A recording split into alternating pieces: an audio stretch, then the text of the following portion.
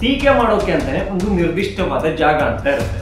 ಅದು ನಮ್ಮ ವಿಪಕ್ಷ ನಾಯಕ ರಾಹುಲ್ ಗಾಂಧಿ ಅವರಿಗೆ ಗೊತ್ತಿದ್ದಂಗಿಲ್ಲ. ಪ್ರಮಾದಗಳನ್ನ ಮೈ ಮೇಲೆ ಎಳ್ಕೋತಾರೆ. ಮೋದಿ ವಿರುದ್ಧ ಅವರದ್ದು ಮಾತಿನ ಮಿಸಳ್ಬಾಜಿ ಅಲ್ಲಲ್ಲ ಮಿಸೈಲ್ಗಳನ್ನ ಎಲ್ಲಿಂದ ಉಡಾವಣೆ ಮಾಡಿದ್ದು ಗೊತ್ತಾ? ರಾಹುಲ್ ಗಾಂಧಿ ಅವರ ಈ ಪ್ರಶ್ನೆಗಳಿಗೆ ಕಾರಣವೇನು? ನನಗೆ ಈ ವಿಪಕ್ಷಗಳ ಲೆಕ್ಕಾಚಾರವೇ ಅರ್ಥ ಆಗುದಿಲ್ಲ. ಸಾಕ್ಷಿಯಲ್ಲಿದೆ ಅಂತ ಕೇಳ್ತಿರಲ್ಲ, ಹೊಟ್ಟೆಗೆ ಅನ್ನ ತಿಂತೀರಾ ಅಥವಾ ಚಿತ್ರಾನ್ನ ತಿಂತೀರಾ ಅಂತ ಜನ ಕೇಳಿದ್ರು. ತುಂಬಾ ಸಲ ಕಾಂಗ್ರೆಸ್ನ ರಕ್ತ ಕುದಿದೆ. ಯಾವೆಲ್ಲ ವಿಚಾರಕ್ಕೆ ಅಂತ ಹೇಳ್ತೀನಿ ಕೇಳಿ. ಅಷ್ಟೊಂದು ಜನ ಓಟಿನ ಏಟು ಕೊಟ್ಟರು ಕೂಡ ಕಾಂಗ್ರೆಸ್ ಬುದ್ಧಿ ಕಲಿತಾ ಇಲ್ಲ. ಮೋದಿ ಏನ್ ಮಾಡಿದ್ರು ತಪ್ಪು ಅನ್ನೋದೇ ನಿಮ್ಮ ಕೆಲಸ ಆಗಿದ್ರೆ ತಪ್ಪು ಅಂತ ಹೇಳ್ತಾ ಇರಿ. ಮುಂದಿನ ಎಲೆಕ್ಷನ್ ಬರುತ್ತಲ್ಲ, ಪಾಠವನ್ನ ಕಲಿಸ್ತಾರೆ. ಜಯ ಶ್ರೀರಾಮ್. ನಾನು ಅಜಿತ್ ಬೊಪ್ಪನಹಳ್ಳಿ. ನಮ್ಮ ರಾಜ್ಯದ ಹಾಗೂ ದೇಶದ ಜನರಿಗೆ ಒಂದು ಪ್ರಮುಖವಾದ ಪ್ರಶ್ನೆ ಕಾಡ್ತಾ ಇದೆ. ಏನಪ್ಪಾ ಅಂತ ಕೇಳಿದ್ರೆ, ಈ ವಿಪಕ್ಷಗಳು ಏನ್ ಮಾಡ್ತಿದ್ದಾವೆ ಅಂತ. ಅಂದ್ರೆ ನಮ್ಮ ಕರ್ನಾಟಕದಲ್ಲಿ ಬಿಜೆಪಿ, ಕೇಂದ್ರದಲ್ಲಿ ಕಾಂಗ್ರೆಸ್ ಏನ್ ಕೆಲಸ ಮಾಡ್ತಾ ಇದೆ? ಅವರು ಅವರ ಸ್ಥಾನವನ್ನ ನಿಯತ್ತಾಗಿ ನೆಟ್ಟಿಗೆ ನಿರ್ವಹಿಸ್ತಾ ಇದ್ದಾರ? ಈ ಪ್ರಶ್ನೆ ಎಲ್ಲರದ್ದು. ರಾಜ್ಯದ ಬಗ್ಗೆ ಒಂದ್ ದಿವಸ ಮಾತಾಡೋಣ ಡೀಟೇಲ್ ಆಗಿ. ಈಗ ಕೇಂದ್ರದ ಬಗ್ಗೆ ಮಾತಾಡಬೇಕಿದೆ. ಯಾಕೆ ಅಂದ್ರೆ ಮಾತಾಡೋ ಹಾಗೆ ಮಾಡಿದ್ದಾರೆ ಶ್ರೀಯುತ ಶ್ರೀಮಾನ್ ರಾಹುಲ್ ಗಾಂಧಿ ಅವರು. ಏನಪ್ಪಾ ಅಂತ ಕೇಳಿದ್ರೆ, ಅವರೀಗ ವಿಪಕ್ಷ ನಾಯಕರಾಗಿ ಅವರದೇ ಆದ ಒಂದಿಷ್ಟು ಕೆಲಸಗಳಿರ್ತವೆ. ಆಡಳಿತ ಪಕ್ಷದಲ್ಲಿ ಯಾರಿದ್ದಾರಲ್ಲ, ಅದೇ ಪ್ರಧಾನಿ ನರೇಂದ್ರ ಮೋದಿ ಅವರ ಟೀಮ್ ಅಥವಾ ಬಿಜೆಪಿ, ಅವರನ್ನ ಪ್ರಶ್ನೆ ಮಾಡಬೇಕಾಗುತ್ತೆ. ಅವರ ಪ್ರತಿ ನಡೆನುಡಿಯನ್ನ ಟೀಕಿಸಬೇಕಾಗುತ್ತೆ. ಆದ್ರೆ ಟೀಕೆ ಮಾಡೋಕೆ ಅಂತಾನೆ ಒಂದು ನಿರ್ದಿಷ್ಟವಾದ ಜಾಗ ಅಂತ ಇರುತ್ತೆ. ಅದು ನಮ್ಮ ವಿಪಕ್ಷ ನಾಯಕ ರಾಹುಲ್ ಗಾಂಧಿ ಅವರಿಗೆ ಗೊತ್ತಿದ್ದಂಗಿಲ್ಲ. ಹಾಗೆ ಅವರು ಟೀಕೆ ಮಾಡುವ ಭರದಲ್ಲಿ ಅನೇಕ ಸಲ ಪ್ರಮಾದಗಳನ್ನ ಮೈ ಮೇಲೆ ಎಳ್ಕೋತಾರೆ. ಅಂದ್ರೆ ಈಗ ಈ ರಸ್ತೆಯಲ್ಲಿ ಹೋಗ್ತಾ ಇರ್ತೀರಾ, ಅಚಾನಕ್ ಆಗಿ ಒಂದು ಮರ ಬಿದ್ದ್ಬಿಡುತ್ತೆ ನಿಮ್ ಮೇಲೆ. ಅದಕ್ಕೆ ದುರಾದೃಷ್ಟ ಅಂತ ಕರೀತಾರಂತೆ. ಒಂದು ಮರ ಬೀಳ್ತಾ ಇರೋದು ನಿಮ್ಗೆ ಕಾಣಿಸ್ತಾ ಇರುತ್ತೆ, ಓಡಿ ಹೋಗಿ ಕೆಳಗಡೆ ನಿಲ್ಲೋದು ಅಂತಾರಲ್ಲ, ಅದಕ್ಕೆ ಗಾಂಚಾಲಿ ಅಂತ ಕರೀತಾರಂತೆ. ಅಂತ ಗಾಂಚಾಲಿಗಳನ್ನ ತಮ್ಮ ಮಾತು ಹಾಗೂ ಕೃತಿಗಳ ಮೂಲಕ ರಾಹುಲ್ ಗಾಂಧಿ ಅವರು ಅನೇಕ ಸಲ ಮಾಡ್ಕೊಂಡಿದ್ದಾರೆ. ಈಗ ಏನಪ್ಪಾ ಮಾಡಿದ್ರು ಅಂತ ಕೇಳಿದ್ರೆ, ವಿಪಕ್ಷ ನಾಯಕನಾಗಿದ್ದೀನಿ ನಾನು, ಪ್ರಶ್ನೆಗಳನ್ನ ಕೇಳಬೇಕಾಗುತ್ತೆ, ಮೋದಿಯನ್ನ ಟೀಕೆ ಮಾಡಬೇಕಾಗುತ್ತೆ ಅಂತ ಪ್ರಶ್ನೆಯನ್ನ ಕೇಳಿದ್ದಾರೆ. ಸಂಸತ್ತಲ್ಲಿ ಪ್ರಶ್ನೆ ಕೇಳಿದ್ರೆ ಖಂಡಿತ ಅಲ್ಲ. ಸಂಸತ್ತಲ್ಲಿ ರಾಹುಲ್ ಗಾಂಧಿ ಅವರ ನಡೆನುಡಿಗಳನ್ನ ನಾವು ನೋಡಿದ್ದೀವಿ. ಅವರು ಪ್ರಶ್ನೆ ಕೇಳುವ ಸಂಭ್ರಮವನ್ನ ಕಣ್ಣಾರೆ ಕಂಡಿದ್ದೀವಿ. ಅಲ್ಲಿ ಪ್ರಶ್ನೆ ಮಾಡಿಲ್ಲ. ಈಗ ಮೋದಿ ವಿರುದ್ಧ ಅವರದ್ದು ಮಾತಿನ ಮಿಸಳ್ಬಾಜಿ ಅಲ್ಲಲ್ಲ ಮಿಸೈಲ್ಗಳನ್ನ ಎಲ್ಲಿಂದ ಉಡಾವಣೆ ಮಾಡಿದ್ದು ಗೊತ್ತಾ? ಆ ಉಡಾವಣೆ ಕೇಂದ್ರ ಯಾವುದು ಗೊತ್ತಾ? ಖಂಡಿತವಾಗಿಯೂ ಸಂಸತ್ತಲ್ಲ, ಬದಲಾಗಿ ಎಕ್ಸ್ ಅಂತಾರಲ್ಲ, ಅದೇ ಟ್ವಿಟರ್. ಅಲ್ಲಿ ರಾಹುಲ್ ಗಾಂಧಿ ಅವರು ಪ್ರಧಾನಿ ನರೇಂದ್ರ ಮೋದಿ ಅವರಿಗೆ ಸಾಲು ಸಾಲು ಪ್ರಶ್ನೆಗಳನ್ನ, ಈ ಮಾತಿನ ಮಿಸೈಲ್ ಅಂತಾರಲ್ಲ, ಅದನ್ನ ಹಾರಿಸಿದ್ದಾರೆ. ಮೋದಿ ಅವರು ರೋಗಯಾದ್ರೆ ನೋಡ್ಬೇಕು. ರಾಹುಲ್ ಗಾಂಧಿ ಅವರ ಈ ಪ್ರಶ್ನೆಗಳಿಗೆ ಕಾರಣವೇನು? ಪ್ರಧಾನಿ ನರೇಂದ್ರ ಮೋದಿ ಅವರ ಭಾಷಣ. ಈ ರಾಜಸ್ಥಾನದ ಬಿಕಾನೇರಲ್ಲಿ ಮೋದಿ ಅವರು ಒಂದು ರ್ಯಾಲಿಯಲ್ಲಿ ಇದ್ರು. ಅಲ್ಲಿ ಆಪರೇಷನ್ ಸಿಂಧೂರದ ಬಗ್ಗೆ ಮಾತಾಡ್ತಾ ಇದ್ರು. ಆಪರೇಷನ್ ಸಿಂಧೂರ ಅನ್ನೋದು ಯಾಕಾಗಿ ಬೇಕಾಗಿತ್ತು, ಆ ಪ್ರತೀಕಾರಕ್ಕೆ ಕಾರಣ ಏನು, ಆ ಪ್ರತೀಕಾರವನ್ನ ಹೇಗೆ ತೀರಿಸಿಕೊಂಡಿವೆ ಅಂತ ದೇಶದ ಜನರನ್ನ ಉದ್ದೇಶಿಸಿ ಮಾತಾಡ್ತಾ ಇದ್ರು. ಅಲ್ಲಿಯ ಲೋಕಲ್ ಜನ ಅದನ್ನ ಲೈವ್ ಆಗಿ ನೋಡ್ತಾ ಇದ್ರೆ, ಉಳಿದ ಲೈವ್ ಅನ್ನ ಇಡೀ ದೇಶ ಚಾನೆಲ್ಗಳಲ್ಲಿ ಲೈವ್ ಟೆಲಿಕಾಸ್ಟ್ ಅಲ್ಲಿ ನೋಡ್ತಾ ಇತ್ತು. ಅದನ್ನ ಕಂಡು ರಾಹುಲ್ ಗಾಂಧಿ ಅವರಿಗೆ ಏನಾದ್ರೂ ಮಾಡಿ ಪ್ರಶ್ನೆಯನ್ನ ಕೇಳಲೇಬೇಕಲ್ಲ, ಮೋದಿ ಅವ್ರನ್ನ ಇಕ್ಕಟ್ಟಿಗೆ ಸಿಲುಕಿಸಲೇಬೇಕಲ್ಲ.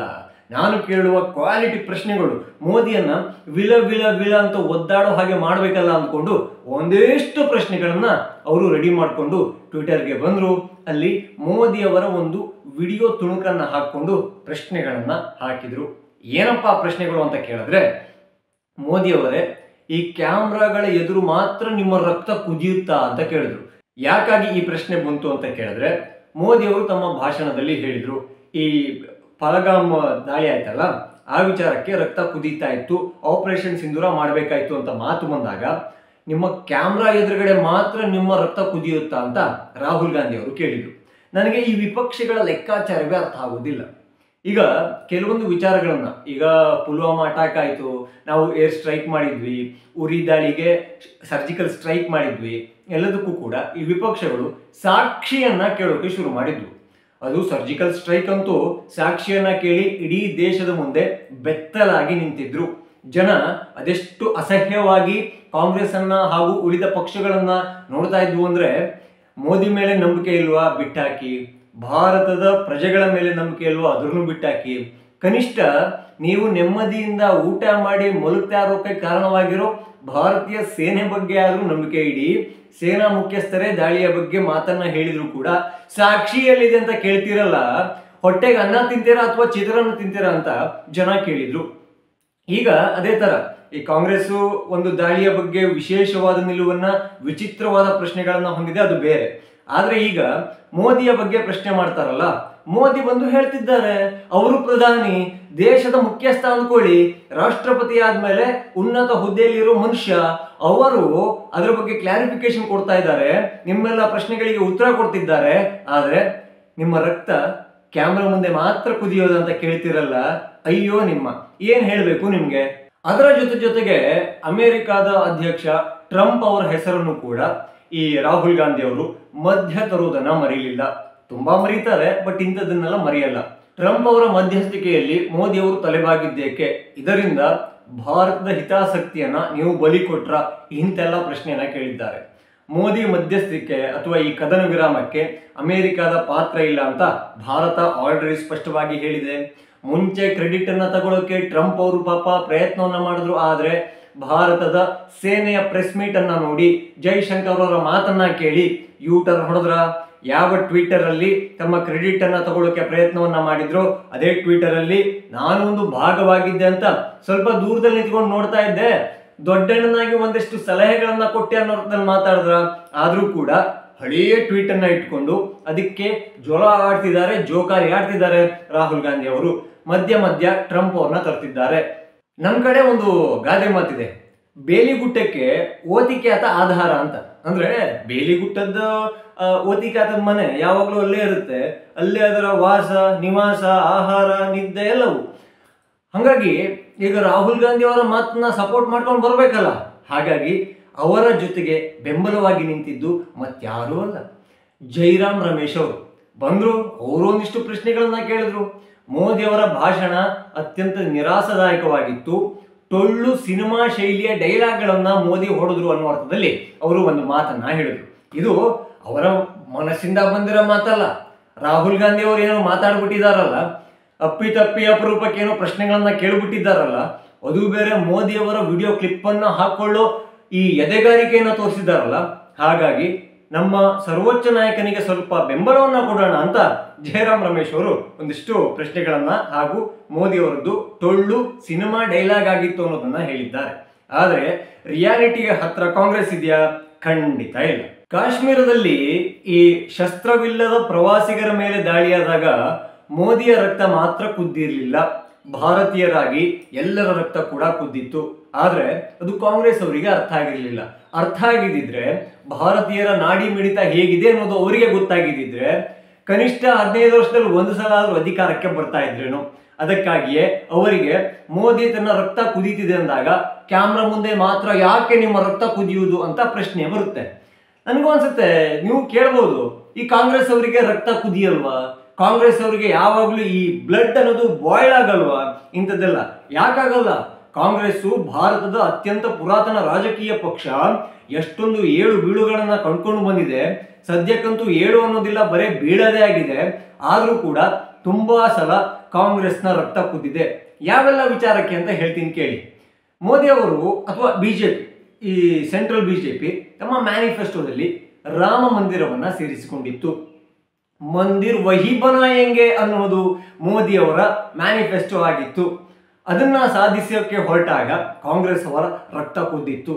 ಅವರದೇ ದುಡ್ಡಿನಲ್ಲಿ, ಪಕ್ಷದ ಫಂಡಿನಲ್ಲಿ ಲಾಯರ್ಗಳನ್ನ ಇಟ್ಟಿರ್ಲಿಲ್ವಾ? ಇದು ದೇಶದ ಜನರಿಗೆ ಗೊತ್ತಿಲ್ವಾ? ಆಗ ಕುದ್ದಿದ್ದ ರಕ್ತ ಈಗ ಹಿಂದೂಗಳ ನರಮೆಹದಕ್ಕೆ ಕುದಿಯಲ್ಲ. ಆಮೇಲೆ CAA ತರ್ತೀನಿ ಅಂತ ಮೋದಿ ಅವರು ಹೇಳಿದ್ದು, ಅದು ಕೂಡ ಅವರ ಈ ಪ್ರಣಾಳಿಕೆಯಲ್ಲಿ ಇತ್ತು. ಅದನ್ನ ನೋಡಿ ಕೂಡ ಈ ನಮ್ಮ ಕಾಂಗ್ರೆಸ್ ಅವರ ರಕ್ತ ಕುದ್ದು ಹೋಯಿತು. ಇದು ಅಲ್ಪಸಂಖ್ಯಾತರ ಹಕ್ಕುಗಳ ಮೇಲೆ ಈ ಮೋದಿ ಮಾಡ್ತಾ ಇರೋ ದರ್ಪ, ಇದು ಶೋಷಿತರ ಮೇಲಿನ ಈ ಹಕ್ಕುಗಳ ದಮನ, ಇಂಥದ್ದೆಲ್ಲ ಮಾತಾಡಿಕೊಂಡು ಕಾಂಗ್ರೆಸ್ ಕೃಪಾಪೋಷಿತ ಸಂಘಟನೆಗಳು ದೊಡ್ಡದಾಗಿ ದೇಶಾದ್ಯಂತ ಪ್ರತಿಭಟನೆಗಳನ್ನ ಮಾಡಿದ್ವು. ಆಗ ತುಂಬಾ ಚೆನ್ನಾಗಿ ರಕ್ತ ಬಾಯ್ಲ್ ಆಗಿತ್ತು. ಇನ್ನೂ ಒಂದ್ಸಲ ಕಾಂಗ್ರೆಸ್ ಅವರ ರಕ್ತ ಬಾಯ್ಲ್ ಆಗದಿದೆ. ಈ ಕುಚಲಕ್ಕಿಯನ್ನ ಕುದಿಯುವಾಗ ಕೊತ ಕೊತ ಅಂತ ಬರುತ್ತಲ್ಲ, ಆ ತರ UCC ಯೂನಿಫಾರ್ಮ್ ಸಿವಿಲ್ ಕೋಡಿಗೆ ಅದು ಇನ್ನೇನು ಜಾರಿಯಾಗುತ್ತೆ ಅನ್ನುವಾಗ ಮತ್ತೊಂದು ಪ್ರತಿಭಟನೆಗೆ ಭಾರತ ರೆಡಿ ಆಗಬೇಕಿದೆ. ಭಾರತಕ್ಕೆ ಒಳ್ಳೆಯದಾಗುವ ಯಾವ ಕಾನೂನು ಕೂಡ ಕಾಂಗ್ರೆಸ್ಗೆ ಸೇರದೇ ಇಲ್ಲ. ಅದು ಯಾಕೆ ಅನ್ನೋದು ದೇವರಾಣೆ ನನಗೆ ಇನ್ನೂ ಅರ್ಥ ಆಗಿಲ್ಲ. ಈ ತರದ್ದು ತುಂಬಾ ಘಟನೆಗಳು ಆಗಿವೆ. ರೈತರ ಉದ್ಧಾರಕ್ಕಾಗಿ ರೈತ ಕಾಯ್ದೆಯನ್ನ ಮೋದಿ ತಂದ್ರು, ಆದ್ರೆ ರೈತರ ದಿಕ್ಕು ತಪ್ಪಿಸೋ ಕೆಲಸವನ್ನ ಕಾಂಗ್ರೆಸ್ ತುಂಬಾ ಸಮರ್ಪಕವಾಗಿ ನಡೆಸಿಕೊಂಡು ಬಂತು. ಹಾಗಾಗಿ ಮೋದಿ ಅವರು ಆ ರೈತ ಕಾಯ್ದೆಯನ್ನ ವಾಪಸ್ ತಗೊಳ್ಬೇಕಾಯ್ತು. ಆ ಟೈಮಲ್ಲಿ ರಕ್ತ ಕುದ್ದಿತ್ತು. ಈ ರಾಹುಲ್ ಗಾಂಧಿ ಅವರ ರಕ್ತ, ಈ ಪರ್ಟಿಕ್ಯುಲರ್ ಆಗಿ ಕಾಂಗ್ರೆಸ್ ಹಾಗೂ ಕಾಂಗ್ರೆಸ್ ಮಿತ್ರ ಪಕ್ಷಗಳು ಹಾಗೂ ಕಾಂಗ್ರೆಸ್ ಕಾರ್ಯಕರ್ತರು ಬೆಂಬಲಿಗರು ಇವರ ರಕ್ತ ಕುದಿಯೋದು ಒಂದ್ ಕಡೆ. ಈ ರಾಹುಲ್ ಗಾಂಧಿ ಅವ್ರದ್ದು ರಕ್ತ ಯಾವತ್ತೂ ಕುದಿಲೇ ಇಲ್ವಾ? ಅವರು ಈ ಕುದಿಯ ತರದ್ದು ಯಾವುದೇ ಘಟನೆ ಅವರಲ್ಲಿ ಆಗಿಲ್ವಾ? ಇದೊಂದು ಪ್ರಶ್ನೆ ಬರ್ಬೋದು. ಕುದಿಬೇಕಿತ್ತು ಎಲ್ಲಿ ಅಂತ ಕೇಳಿದ್ರೆ, ಅಮೇಥಿಯಲ್ಲಿ ಸ್ಮೃತಿ ಇರಾನಿ ವಿರುದ್ಧ ಸೋತ್ರಲ್ಲ, ತಮ್ಮ ಭದ್ರಕೋಟೆ ಅಂದ್ಕೊಂಡು ಇದ್ದ ಜಾಗ ಛಿದ್ರಕೋಟೆ ಆಯ್ತಲ್ಲ, ಅದೇ ಜಾಗದಲ್ಲಿ ನಾನು ಮತ್ತೆ ಗೆದ್ದು ಬರ್ತೀನಿ ಅಂತ ಅವರ ರಕ್ತ ಕುದಿಬೇಕಿತ್ತು. ಆದ್ರೆ ಕುದಿಲಿಲ್ಲ. ಅವರು ವಯನಾಡನ್ನ ಹುಡುಕೊಂಡ್ರು, ಅದಾದ್ಮೇಲೆ ರಾಯ್ಬರೇಲಿಗೆ ಬಂದ್ರು. ಇನ್ನೊಂದು ಸಲ ಅವರ ರಕ್ತ ಈ ಕ್ಯಾಮ್ರಾ ಮುಂದೆ ಕುದ್ದಿತ್ತು. ಎಲ್ಲಪ್ಪ ಅಂತ ಕೇಳಿದ್ರೆ, ಯಾವುದೋ ಕಾಂಗ್ರೆಸ್ ಸಮಾವೇಶ, ಅಲ್ಲಿ ವೀರ್ ಸಾವರ್ಕರ್ ವಿರುದ್ಧ ರಾಹುಲ್ ಗಾಂಧಿ ಅವರು ತಮ್ಮ ನಟ್ಟು ಬೋಲ್ಟ್ ಲೂಸ್ ಆಗಿರೋ ನಾಲಿಗೆಯನ್ನ ಸಡಿಲವಾಗಿ ಬಿಟ್ಟಿದ್ರು. ಸಾರಿ ಕೇಳೋಕೆ ನಾನು ಸಾವರ್ಕರ್ ಅಲ್ಲ ಅಂತ ಜೋರಾಗಿ ಹೇಳಿದ್ರು. ಆ ವಿಡಿಯೋ ತುಂಬಾ ಕಡೆಗಳಲ್ಲಿ ಈಗಲೂ ಲಭ್ಯ ಇದೆ. ಹಾಗೆ ಅದರ ಮೇಲೆ ಕೇಸ್ ಕೂಡ ಆಗಿದೆ.